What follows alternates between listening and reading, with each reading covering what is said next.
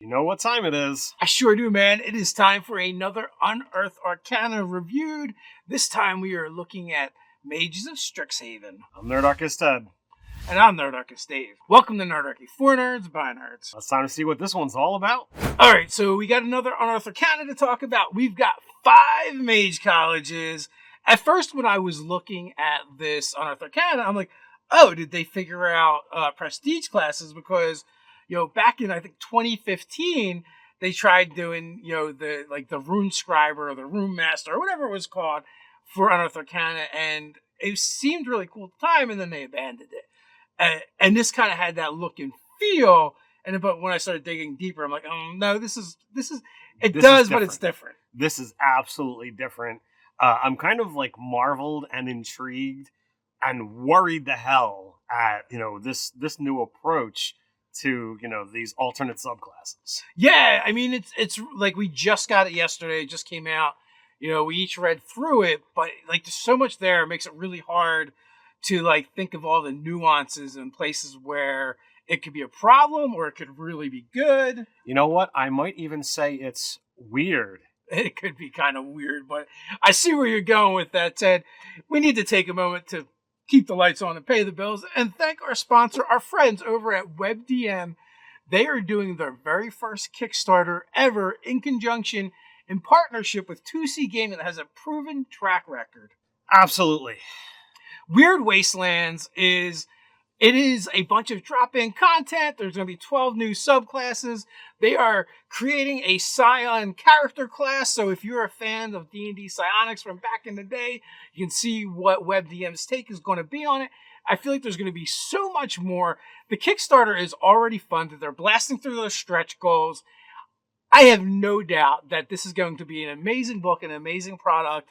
WebDM, came onto the YouTube scene with some of the highest production values for YouTube, for the space of Dungeons & Dragons and tabletop RPGs.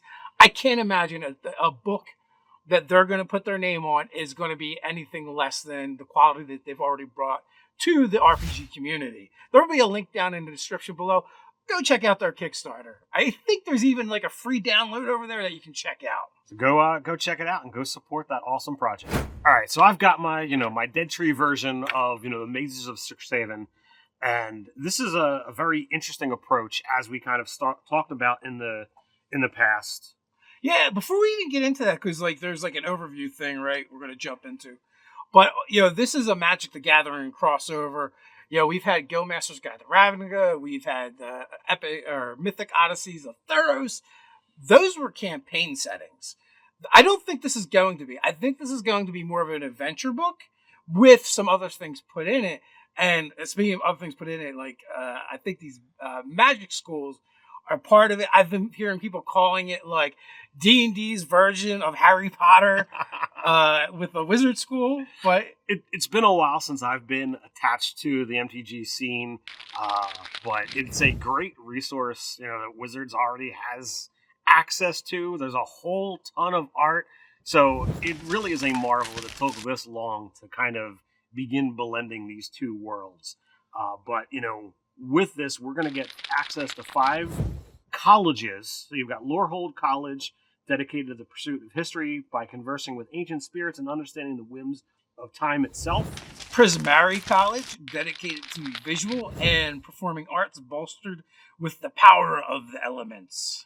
You've got Quandrix College, dedicated to the study and the manipulation of nature's core mathematical principles. Silverquill College, dedicated to the magic of words, whether encouraging speeches that uplift allies or piercing wit that derides foes. We have Witherbloom College, dedicated to the alchemy of life and death and harnessing the devastating energies of both. All right, so next we've got the using the subclass, right? And basically the way these subclasses work, each one has certain classes that you can adopt these subclasses for. So they're kind of generic, and one of them might be if you're a warlock, druid, or wizard, you can take this. And then basically it just replaces all your other features. They all kind of work out because all of them pretty much give you 4 features or 4 levels that you're going to get features at. The only place where it gets a little weird is the Bard, right? Because the Bard only gets 3 subclass features. Right. So you're not going to get access to all of them. And I believe like you can only pick one school and you have to stick with that. If you go with another class, then you could kind of like do a different subclass, but you couldn't do the same subclass. Right. It's very odd. It is the way it works is this process is indeed really odd. You can't. It's not like you get to kind of pick off of more than one list at a time. You are going to have the process of this becomes your subclass for whatever that core class is that you took. But because they all function at different levels, it is weird the way they're, kind of looked at to be balanced. You've got Wizard, which gets their arcane tradition at 2. You've got Sorcerer, who gets their bloodline at 1. You've got, other, Bard that's going to get their subclass at 3rd. So yeah, 1, 2, 3. You run the gamut, right? Of all the different ones. 2 of them get it 2nd. 1 of them gets it at 3rd, and 2 of them get it at 1st. Because really, this applies to Bard, Druid, Sorcerer, Warlock, and Wizard. But not every single college allows you to use one of those classes. So they kind of mix and match and divide. And that's the thing I'm really curious about, because I haven't had enough time with the material to really weigh everything. And is there like a mechanical, mathematical reason why they did it? Like, oh, this combination would be too good or underwhelming, or was it just like thematic? Right. I mean, this just came out yesterday when we're filming this, so there's definitely more time that needs to digest and see how they play test, which is why they put it out like this. But I am intrigued to see how all of this winds up. All right, so before we jump in, if you like these videos and you'd like to help us keep doing more, why not come check us out on Patreon and support us over there? As a special thank you, every month you'll receive 5e content for players and DMs alike, drop-in encounters, new spells, new magic items, subclasses, races, maps made by us that we use in our games, magic item print and play cards, all kinds of cool stuff and more over on Patreon. Go check us out. All right, so with that, we're going to dive into our first mage college. So the Mage of Lorehold. This is available for Bard, Warlock, and Wizard subclasses, and just see that earlier version of how we talked about. So Mages of Lorehold are particularly concerned with the forces that underlie and drive history.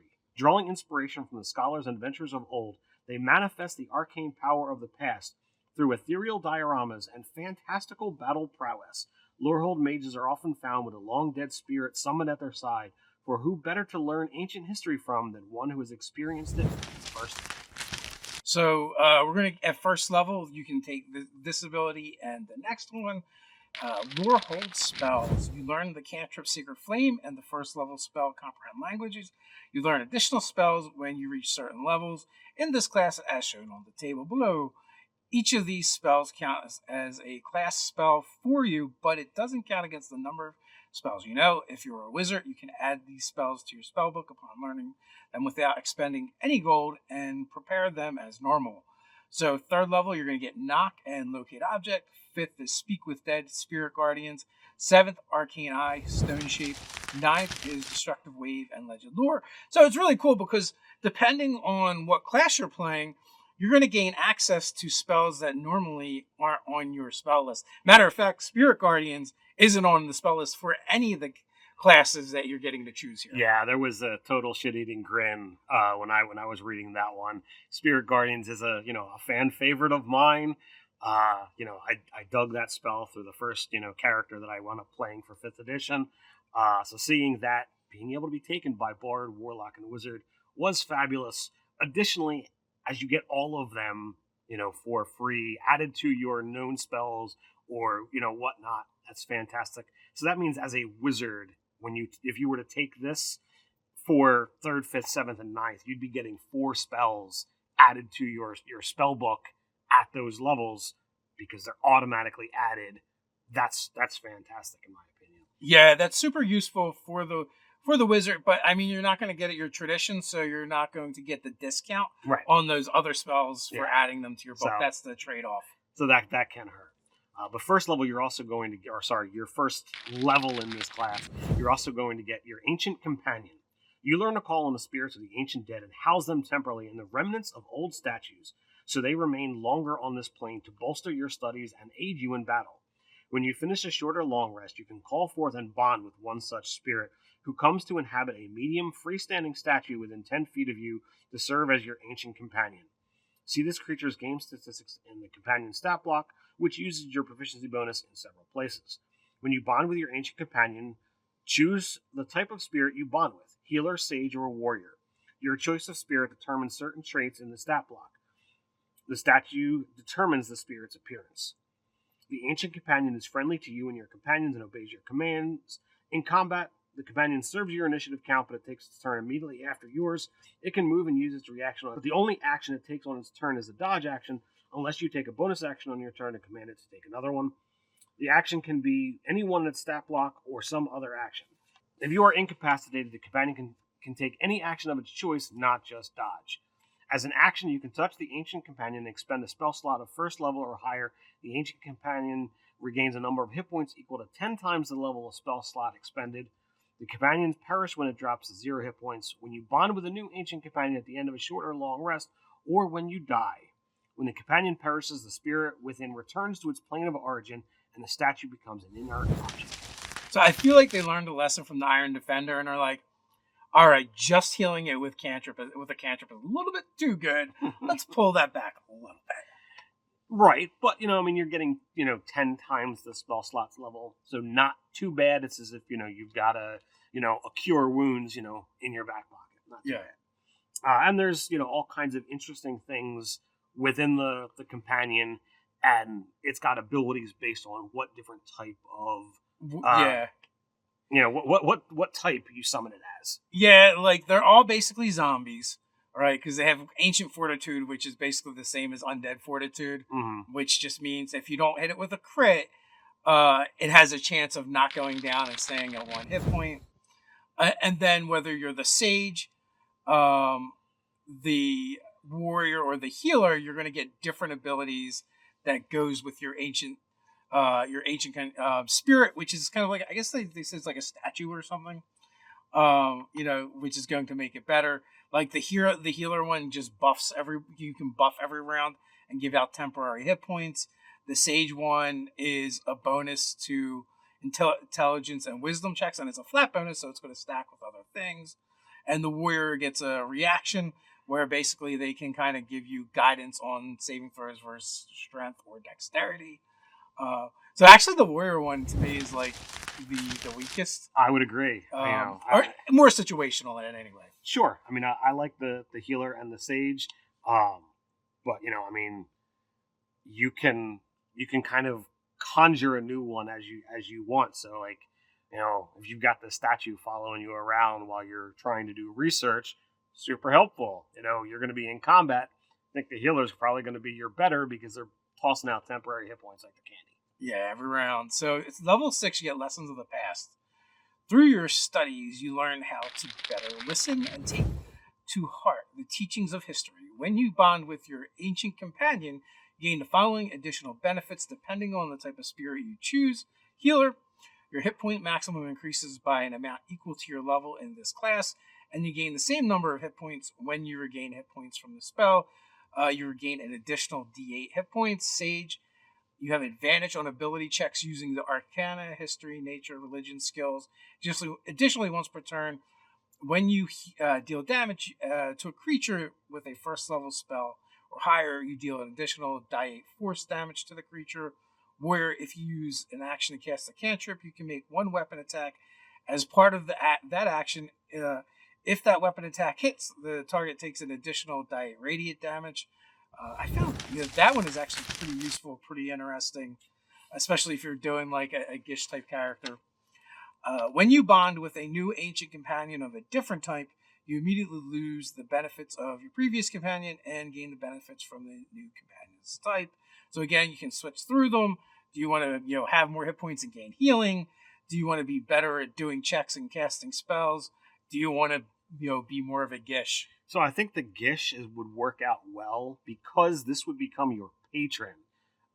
you could still take Pact of the Blade. Yeah. So if you wanted to kind of go down the direction of like, the Blade Lock style, you're not going to be as good as, Hexblade, but being able to Eldritch Blast and then make a weapon attack, not too bad. Is definitely pretty cool.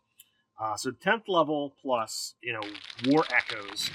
By pulling from the magic of the past, you can cause your opponent's old wounds to resonate anew. Once per turn, when a creature you see hits a target with an attack roll, you can use your reaction to force the target to make a wisdom saving throw against your spell save DC. On a failure, the target becomes vulnerable to one of the damage types dealt by the attack. This vulnerability lasts until the end of the target's next turn and affects the damage dealt by the triggering attack. You can use your reaction in this way a number of times equal to your proficiency bonus, and you regain all expended uses when you finish a long rest.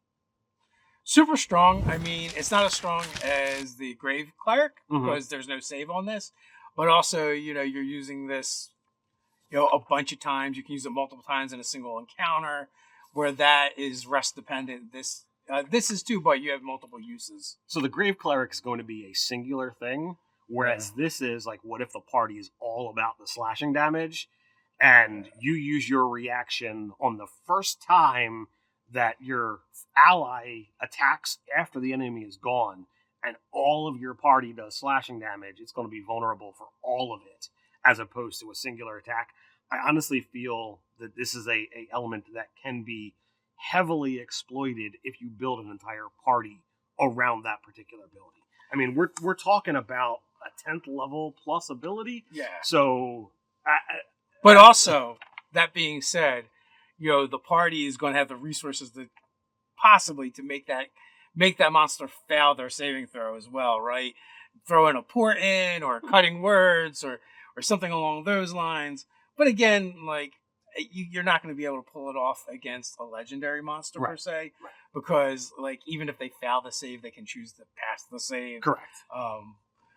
But it could definitely be a very strong ability. So next up, we get History's Whims, and this is a 14 possibility.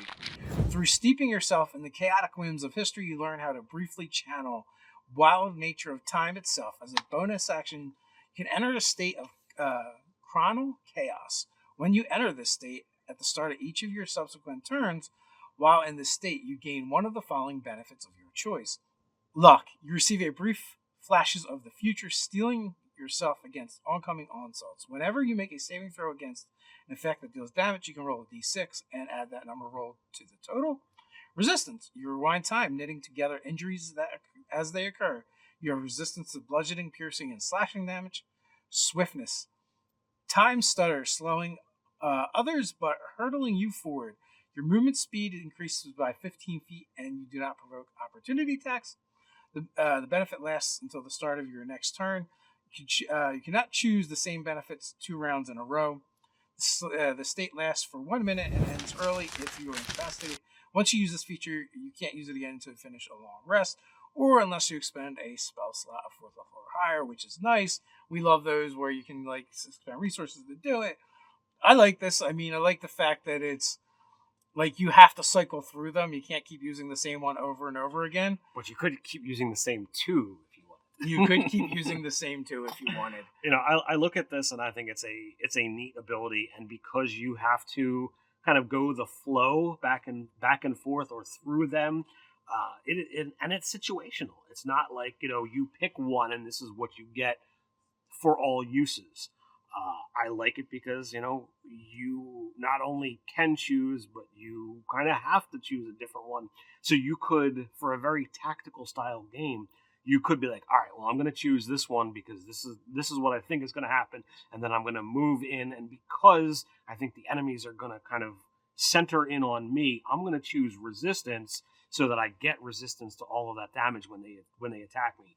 Then I'm going to use swiftness at the start of my turn, get out without provoking opportunity attacks. Now I can use an AoE, and then because they're going to be stuck there and you get to go after me, we'll both get to drop some AoEs on there, and I won't be in the area of attack.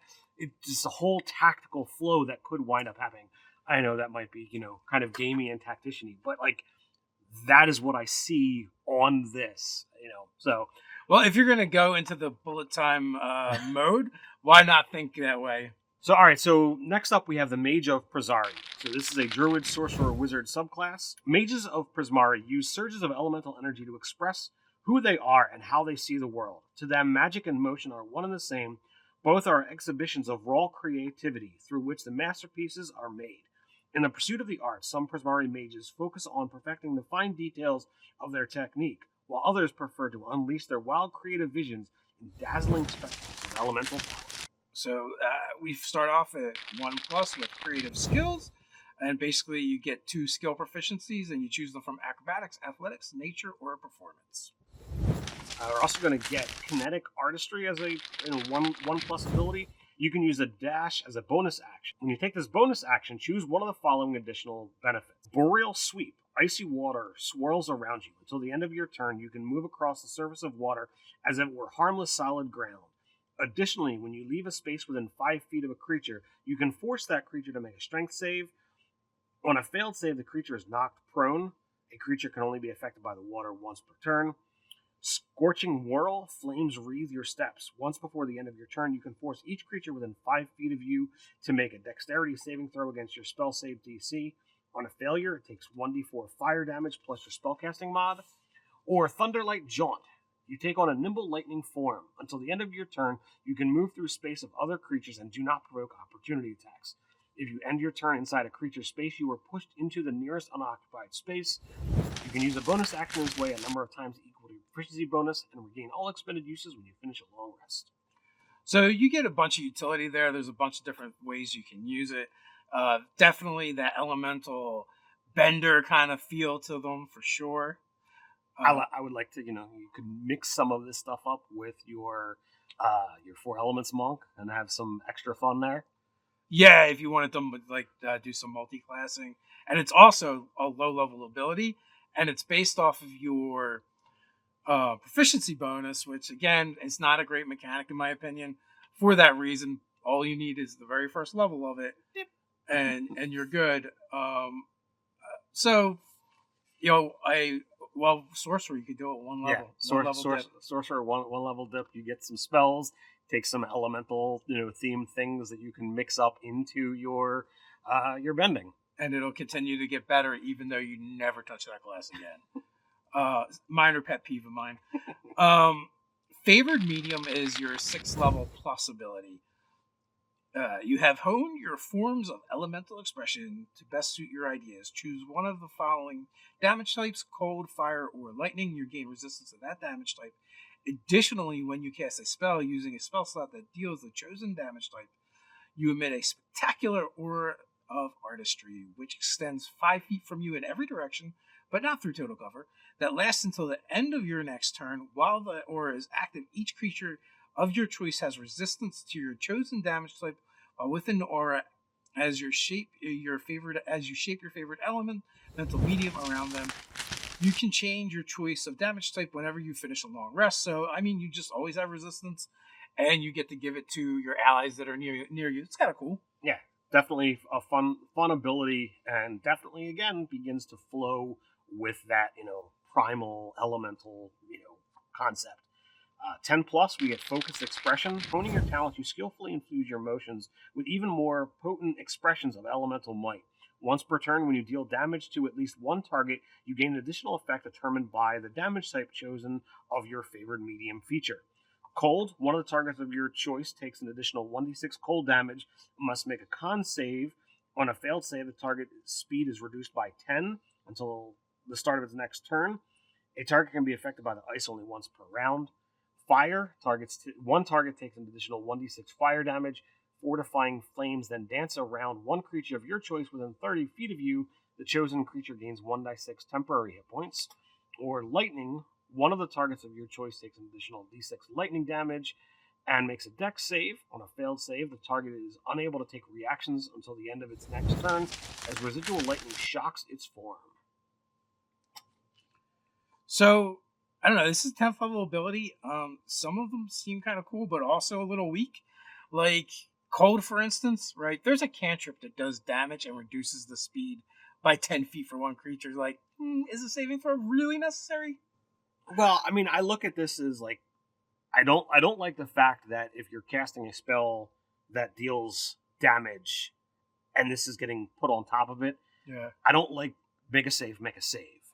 You know, so it would be like if you hit, this happens. If the target fails its save from the base spell, then this additional would happen. That's the way I would want to do this. But it's so minor, right? Like 10 feet for a round. To me, it's a gimme. Like, it's not worth the extra mechanics. Sure. Yeah, I'm down for that. You know, kind of like, so to your point, what you're kind of saying, the same thing with, you know, the lightning effect. It's like, Shock and Grasp is a cantrip. Like, and this is a 10th level ability. Why do we need all these extra mechanics to do the thing? But other than that, I think it's kind of cool and I like it. Impeccable Physicality is our 14 level plus. Your relentless dedication and training have instilled an outstanding sense of precision and grace in your art. You gain proficiency in dexterity saving throws. If you do not already have it, additionally, when you make a dexterity saving throw, you can treat a d20 roll of a 9 or lower as a 10. So, holy crap! I read this one and my jaw dropped, my brain exploded. You know, we're getting this ability at 14th level. And what that means is our saving throw is going to be a minimum of 15 because it's 10 plus proficiency bonus, right? Which is 15 plus 5. That's not even counting whether we have dex or anything else going on. So we're getting into that area where like almost going to always pass that dex save. But also it's a high enough ability. I'm fine with it. To me, I don't know. Like every time they've got these things that kind of isolate that reliable talent. You know, it's in the College of Eloquence Bard. We talked about it with the Illrigger. Yeah. You know, and every time you've got this mechanic where it's like, okay, well, we're gonna treat this die roll as something vastly different. It's like, wow. Well, here we're talking about getting it 14th or higher. Depending upon what subclass. It's not a prime stat for any of those classes. So I have to look at it as, okay, we're talking about a 14th level ability as opposed to like a 10th or significantly lower. It's not as much of a problem, but we're talking as opposed to skill checks. We're talking about a dexterity saving throw. Yeah. So you know what though? Monks and rogues and rangers all get evasion. So like it's not as good as evasion. That's true. Right? Like even if it was an auto pass, it's not as good. And we're getting to a level when our DCs for our saving throws are going to be much higher anyway. So that's true. I just, it takes consideration. That's all. Yeah. So it's there. It is what it is. I'm not saying it's game breaking because we're talking about, you know, 14th or higher when you're getting it. But it's there. So next up, we have the Mage of Quandrix. This is for Sorcerer and Wizard. So this is the first time that we're only getting 2 as opposed to the other ones where we've gotten 3. For those who become Mages of Quandrix, math and magic go hand in hand. Such individuals learn to break down natural phenomena into their core numerical components and, through manipulating those, alter reality on a whim. Their talents range from tangible physics, like multiplying plant growth and redistributing elements of probability and acceleration, to the bizarre theoretical exercises that warp the fundamentals of space and self. Yeah, so again, we're going to now get our first level ability, Quandrix Spells. You learn a cantrip guidance and the first level spell Guiding Bolt. You learn additional spells when you reach certain levels. You know, as with the other things, you just know it or just goes in your spell book. It's in addition to, it doesn't count against. 3rd level is Enlarge Reduce Spike Growth. 5th level, Aura Vitality Haste. 7th is Control Water, Freedom of Movement. 9th, Circle of Power, Passport. I like these, and these are really awesome for wizards as well as sorcerer. Sorcerer, one of the biggest problems is you generally don't have enough spells to choose from. You know, you're kind of limited there. As we've gotten more, you know, subclasses, more of them have added it. So this kind of continues with that. Getting guidance is super cool. Like, it's one of the best cantrips. And then also Guiding Bolt is a great attack spell that isn't on anybody's list except for the cleric, pretty much. Yeah, so. And the Star Druid. Oh yeah, well, there's a couple of like subclasses that kind of get it, but for the most part, yeah, it's a cleric spell. So when we look at this, you know, I definitely dig it. Of all of the colleges, like this is the one that appeals to me the most.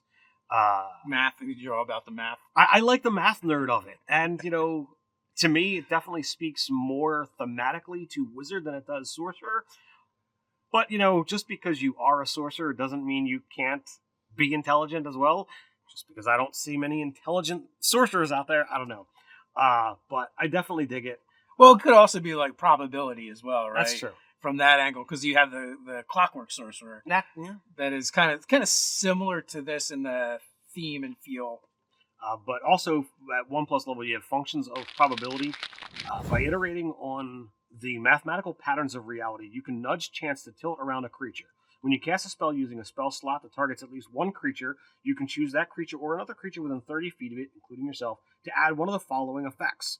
The chosen creature must succeed on a wisdom saving throw against your spell save DC, or the creature must roll a d6 and subtract the number rolled from the next attack roll it makes before the start of your next turn, or supplemental function.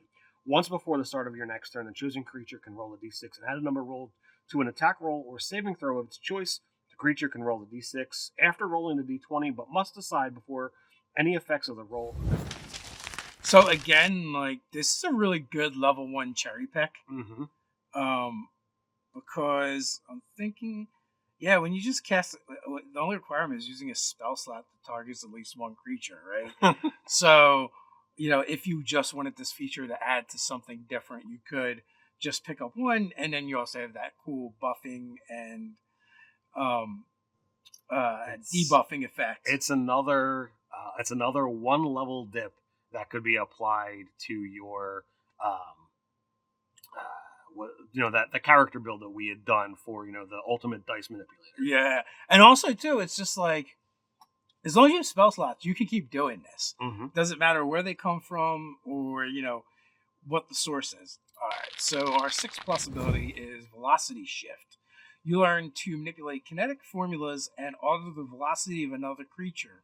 When a creature you can see starts its turn or moves to a space within 30 feet of you, you can use your reaction to force the creature to make a charisma saving throw against your spell save DC, which can choose to fail. On a failure, the creature is teleported to an unoccupied space of your choice that you can see within 30 feet of you. You can use your reaction in this way a number of times equal to your proficiency bonus, and you regain them all after you finish a long rest. This is a cool ability. You can bounce your allies around the battlefield, or when that rampaging Tarrasque runs up to you, as it gets to you, you can pop it back 30 feet and be like, no.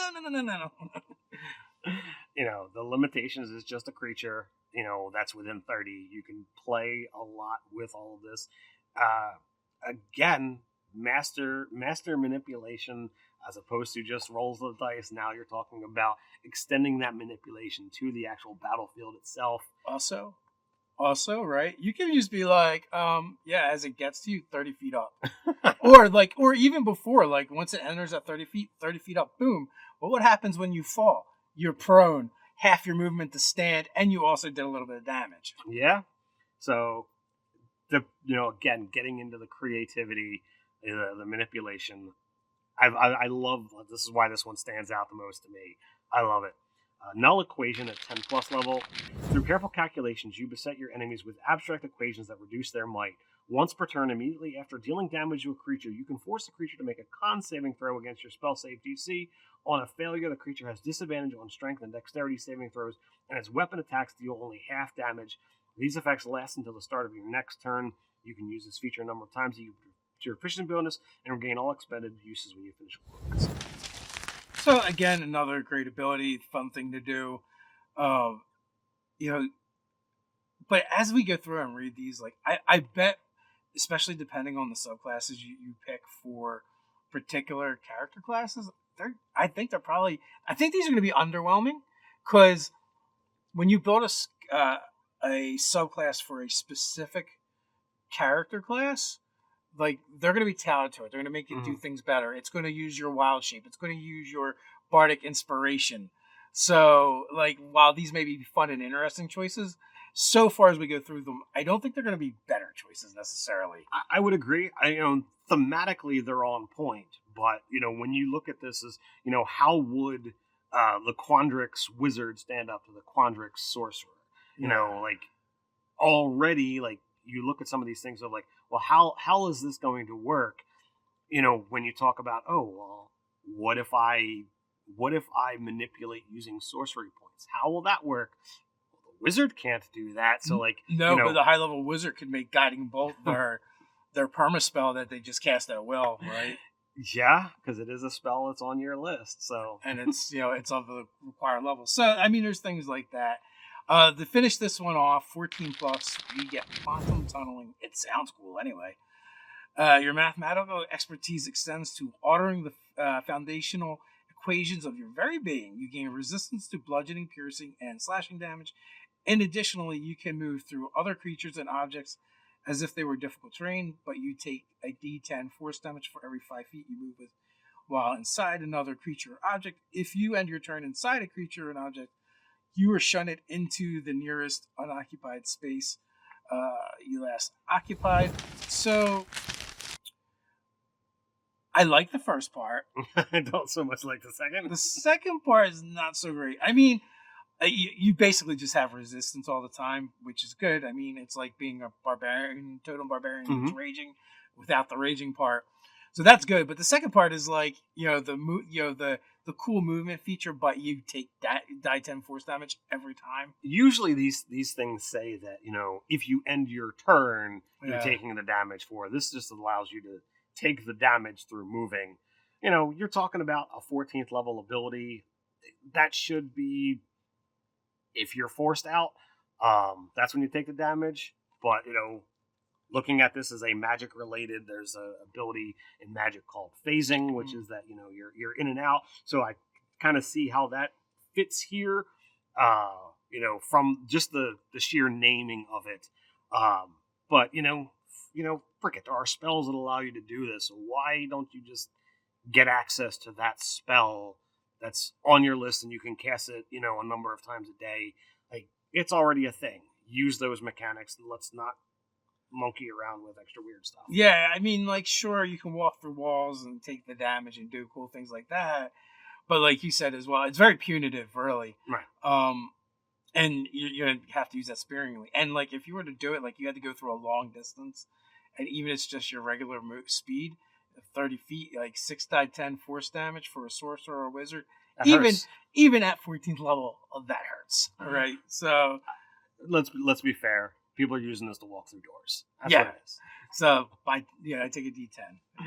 All right. So Mage of Silver Quill. This is Bard, Warlock, and Wizard, or Bard, Warlock, or Wizard.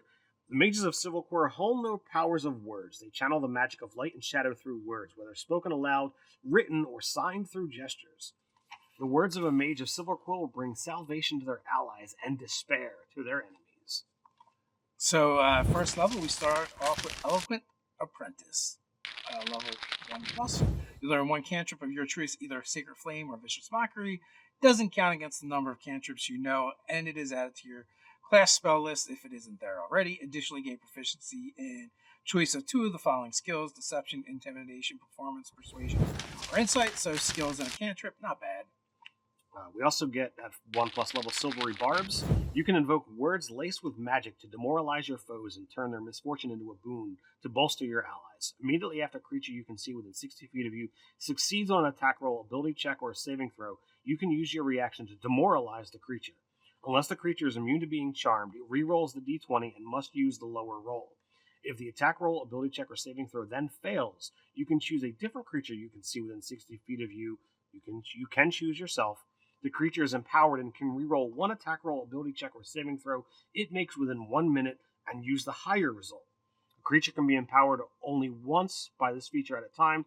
Once a creature fails an attack roll, ability check, or saving throw because of a reroll forced by this feature, you can't use the feature again until you finish a long rest, unless you expend a spell slot to use it again. So, it's strong. It's a good ability. You're only getting one use and then spell slots, so that's fair enough. The thing that I like about it is that first part. I don't know if I've seen that before. It gets used when a creature fails the save. Yeah. So you can keep doing it until someone fails. I love that. That seems. You never feel like you don't have the ability. You're not wasting it. Right. I think we've seen that mechanic someplace else in Tasha's, but it is fair. It is fairly new. and it has good feels to it, right? Like you don't waste the thing. Yeah. So that's pretty strong. Again, that's a first level ability, so that means we can, if we're a warlock, we can grab this at first level. We need not take any more. As long as we have spells to cast, we can have access to this. So, all right, just something to keep in mind. Inky Shroud is level 6+. You learn the Darkness spell, and it is added to your class spell list. If there isn't there already, if you are a wizard, you add it to your spellbook. If it's not there already, you can cast a spell without expending a spell slot, and you can't do so again until you finish a long rest. When you cast a spell in this way, you can see normally through the darkness. Create it when the creature you can see starts their turn in the darkness. You can deal 2d10 psychic damage to the creature. You can also cast a spell normally without the additional effects by using a spell slot second level or higher. So it's kind of cool because we get to do this psychic damage. We get to see through it like Devil Sight when somebody else is in it. Like, I kind of feel bad for the warlock because they like used to have this cool trick they could do, and now it's like so many other classes can do it. The warlock can do it. The sorcerer can do it. Now we're seeing, bard or wizard that can do it. It's like, come on! Yeah, and I feel like there might have even been some others that have been added in Tasha's. At 10th plus level, we're getting Infusion of Eloquence. When you cast a spell that deals damage, you can invoke additional words of power to change the spell's damage type to your choice of Psychic or Radiant. Any creature damaged by the spell takes extra damage equal to your proficiency bonus and has its emotion swayed with despair or adoration based on the damage type dealt. If you choose Psychic, the creature is frightened, and if you choose Radiant, the creature is charmed. And these both last until the start of the next turn. You can use this feature a number of times equal to your proficiency bonus, and you regain all expended uses when you finish a long rest. So, the kind of like the fun thing about this, and something kind of keep in mind is, well, the very first thing we get when we get this is we get to choose a cantrip that either does radiant damage or psychic damage, right? And it says when you use a spell, not a spell slot, That is correct. or use a spell that requires a spell slot, meaning it should work with your cantrips as well. So if you, if you take this as warlock, Vicious Mockery is on your list. No, just bard. All right, so I believe. All right, unless it changed in one of like the optional spells. All right, so you've got the ability to manipulate this. So if you go bard, you've got Vicious Mockery. So you could take Sacred Flame as your alternate if you really want to be able to have access to both. But I mean, other spells will do it as well. Right. I was just thinking like something that doesn't really require a resource. Right. I mean, you're using resources to do this because it's your proficiency bonus. I'm just looking at the maximum exploitation of having access to a cantrip that does both. So if you go bard, you got them both, and you could cause the frightened or charmed in the situation as needed. Yeah. Well, luckily, I don't believe. Yeah, sorcerer is not an option, so you can't really abuse it with a twin spell. That being said, were you to multi-class or even take the feat that gives you sorcery points, you could then use it and try and abuse it a little bit that way. So we have our last ability is Word of Power is 14th level plus. You can invoke a Word of Power that is the pinnacle of your magical study. You gain the following options. Deadly Despair. When the target of your Silvery Barb fails an attack roll, ability check, or saving throw, because of the reroll, you can invoke a Word of Despair to give the target vulnerability to one damage type of your choice until you start your next turn. Selfless Invocation. When a creature you can see within 60 feet of you takes damage, you can invoke the Word of Power using your reaction to grant that creature resistance to the damage, and you take an amount equal to the psychic damage, and psychic damage equal to the damage that the creature takes. Less fun. Again, it's just a way to increase that ability you got early on and kind of double down on it. Not too bad. Moving on, we go to the Mage of Witherbloom, and this is Druid and Warlock. So we're finally seeing not it being Wizard. Mages of Witherbloom draw their magic from the energy that endlessly flows from life and death and back again. They see the duality of thriving life and inevitable death in all things, tapping and manipulating the transition of energy between these states. Some Witherbloom adherents focus on vital energies to nurture life and empower others, while others embrace the drain of vitality into decay to sap and strike down their foes. Witherbloom spells. level 1+. You learn the cantrip Spare the Dying, and the first level spells Cure Wounds and Inflict Wounds. You learn additional spells when you reach certain levels, like a bunch of the other ones, and again, these go on your list or in your book. If it does that, which it doesn't because Wizard's not part of this one, but it would. And then, let's see, our spells are at 3rd level, Lesser Restoration, Ray of Enfeeblement. At 5th level, Revivify, Vampiric Touch. 7th level, Blight, Greater Restoration. 9th level, Anti-Life Shell, Mass Cure Wounds. So I feel like if you're a druid, this is really awesome. It's not bad if you're a warlock. It's just that you have less spell slots to play with. Indeed. Looking at, we also get level 1+ Essence Tap. As a bonus action, you can draw on a Reservoir of Life essence to empower yourself for a minute or until you use this feature again. For the duration, you gain one of the following benefits of your choice. Overgrowth. When you choose this benefit and as a bonus action on subsequent turns, while the benefit lasts, you can expend and roll 1 hit die. You regain a number of hit points equal to the number rolled, plus your spellcasting ability modifier. Or Withering Strike. When you deal damage, you can change the damage type to necrotic and ignore resistance to necrotic damage. You can use this feature a number of times equal to your proficiency bonus, and you'll gain all expended uses when you finish a long rest. Not gonna lie, Overgrowth was the mechanic that made me the most excited. Mainly because we're finally seeing something that's accessing hit dice outside of a rest mechanic. Yeah, it is like the second time they've used it ever so far, I believe. Yeah, and if you're familiar with Nerdarchy, you know that we're a big fan of hit dice, and we feel it's a very underused mechanic. To see it happening within class features is something that we absolutely adore. So yeah, and also like in this case, your spellcasting ability is probably going to be higher than your Constitution, so it's actually a little bit of a buff too from what you would normally expect. Absolutely. So Witherbloom Brew is our 6th level ability. You gain proficiency with herbalism kits if you don't already have it. Not great if you're a druid. When you finish a long rest, you can use an herbalism kit and a pot or cauldron to create magical brews. Create a number of brews equal to your proficiency bonus. Each brew requires its own flask. A brew retains its magical potency for 24 hours until it is used. For each brew, choose one of the following effects. We got Fortifying. When you create this brew, choose a damage type from the following list: cold, fire, necrotic, poison, or radiant. A creature can drink this brew or administer it to another creature as an action. The recipient gains resistance to chosen damage type for 1 hour. Quickening. A creature can drink this brew or administer it to another creature as an action. The recipient regains 2d6 hit points and 1 disease or condition from the following list. Affecting the recipient ends. Charmed, frightened, paralyzed, poisoned, stunned. Toxifying. As an action, a creature can apply this brew to a simple or martial weapon. The next time the weapon or a piece of ammunition fired by it hits the creature within 1 hour, the target takes 2d6 poison damage and must succeed a Constitution saving throw against your spell save DC or be poisoned for 1 minute. So the really cool thing about this is, 1, you have some options. 2 is you can give it to other party members and they can use it, or you can use it on other party members as need be. So, like this really, you can make a buffing warlock, which isn't really a thing. Yeah, I mean, this is a very interesting build. I like the the kind of witchy aspect of having the pot or cauldron and making up these things. So definitely a lot of fun.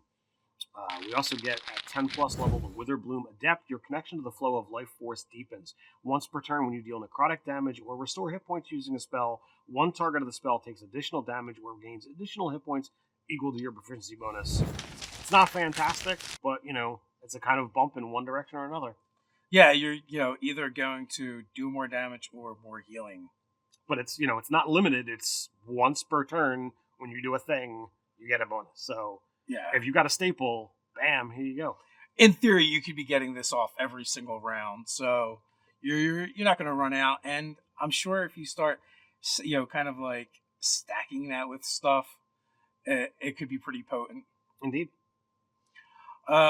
14th level plus Withering Vortex. When you cast a spell using a spell slot that deals necrotic damage to any number of creatures that are undead or constructs, choose one creature that took the damage, you drain an amount of life damage equal to half the damage dealt to the chosen creature. One creature other than yourself that you can see within 30 feet of you gain a number of hit points equal to the life drained or life energy drained. You can use this feature a number of times equal to proficiency bonus, and you gain all expended uses when you finish a long rest. It's kind of cool. It's like you're just blasting people with necrotic damage and healing your party. Yeah, it's absolutely a great thing to get some free healing, and especially if you're a warlock and you want to focus on that necrotic aspect, you can just boom, and you're just constantly throwing it out there.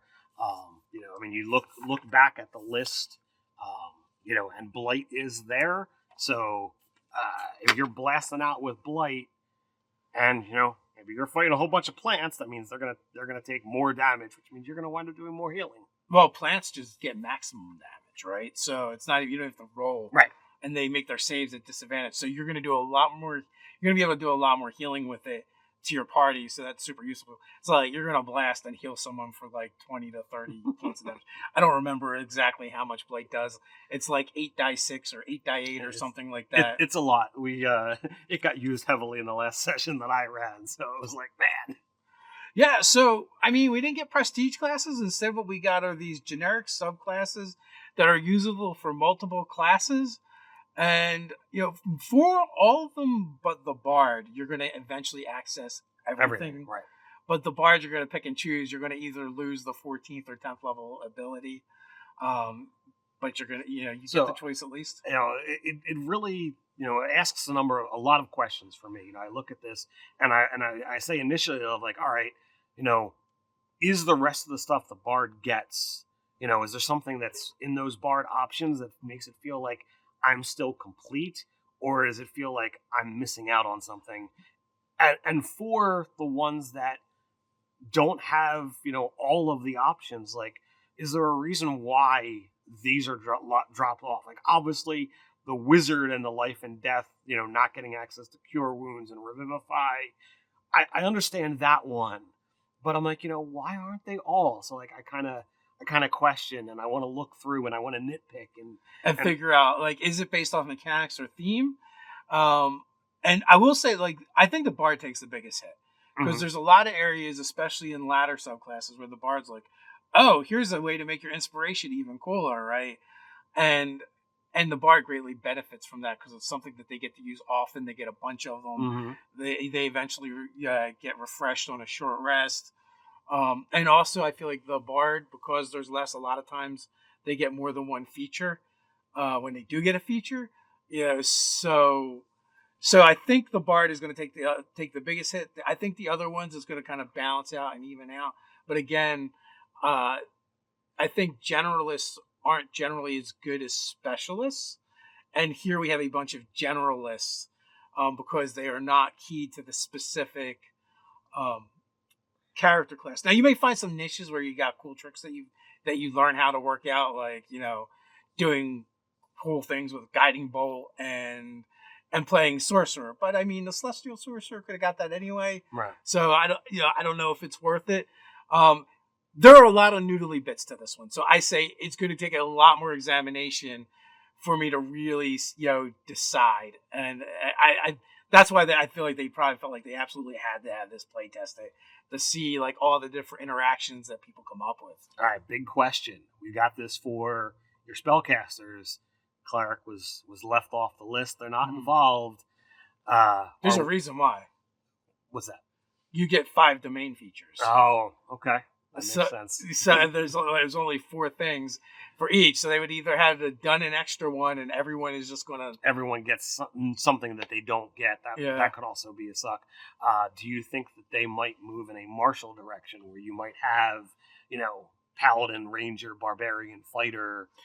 Honestly, I would have to look at how the subclass features break down to see if it's feasible or not. Because they all start off at 3rd. So so you wouldn't have that question of figuring out that beginning abilities of 1, 2, and 3. So you could just balance it as we all know that they're getting things there, and everything else just kind of gets differentiated throughout the remainder of the levels. So I don't know. I do think Paladin and Ranger definitely get 4. Like Paladin is 3rd, 7th, and then then theirs is the 20th is their capstone, but then there's one in between at 15th. Okay. So there's 4 there. I don't remember off the top of my head what they are for Ranger and Fighter. Like that, I think that's a big part of it, like how that all pans out. Right. So, I mean, the question is, what do you guys think? Are you going to use this in your game? Are you excited for it? Are you like, yes, I'm finally going to play that Harry Potter game I've been dying to play forever? Let us know down in the comments below. While you're down there, don't forget to do all those things that make the YouTubes and Nerdarchy happy. Like, share, subscribe, even go ahead and click on that notification bell so you don't miss a single video. Quick reminder, Mondays, Wednesdays, Fridays, new Nerdarchy videos, come on back. But hey, can't wait till then. Draconic Options Unearthed Arcana Reviewed is right up here. You can check that out. So until next time, stay nerdy.